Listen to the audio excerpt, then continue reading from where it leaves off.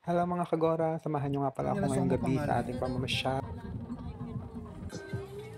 kung saan ay matatagpuan ang iba't ibang uri ng kainan,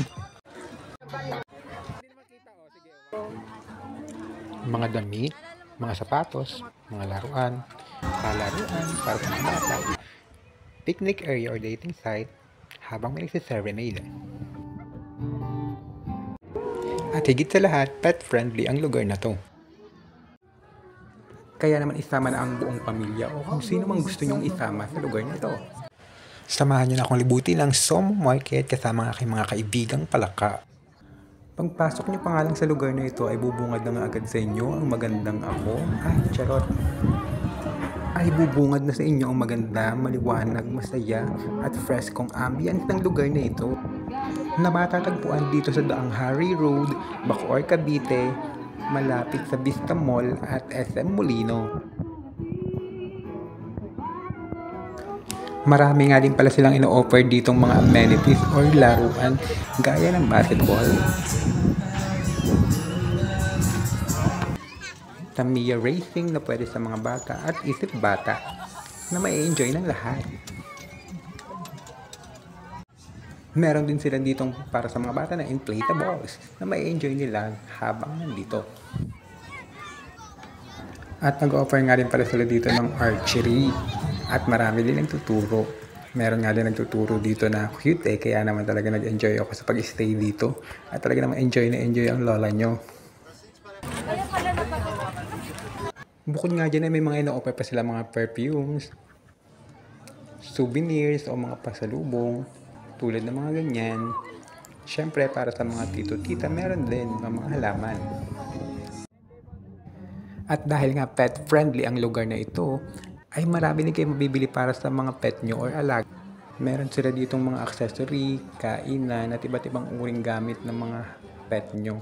Siyempre meron din ang mga damit or mga laruan para sa kanila. Siyempre hindi lang mga pet ang mag-enjoy dito, pati rin ang mga chikiting nyo or mga anak nyo. Kaya naman isama nyo na talaga dito sa lugar na ito dahil mag-enjoy talaga ang lahat, pati mga bata.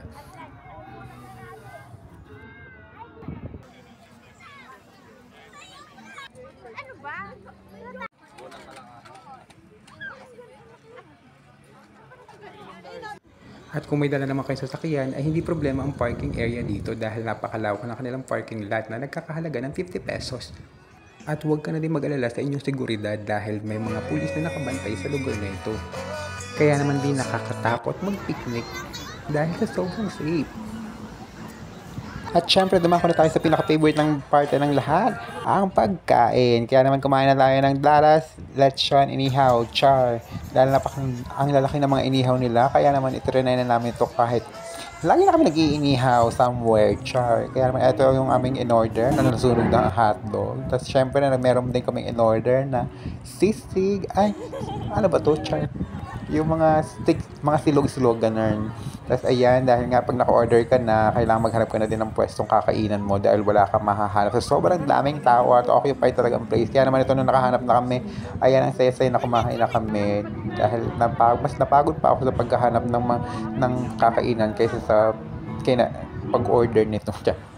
Tapos ito nga, ayan, may mga Korean food din, street foods dito na pwede nyo i-try kung mahilig kayo sa mga Korean food. Ayan, pwede nyo na siyang i-try. Huwag si Kuya Char.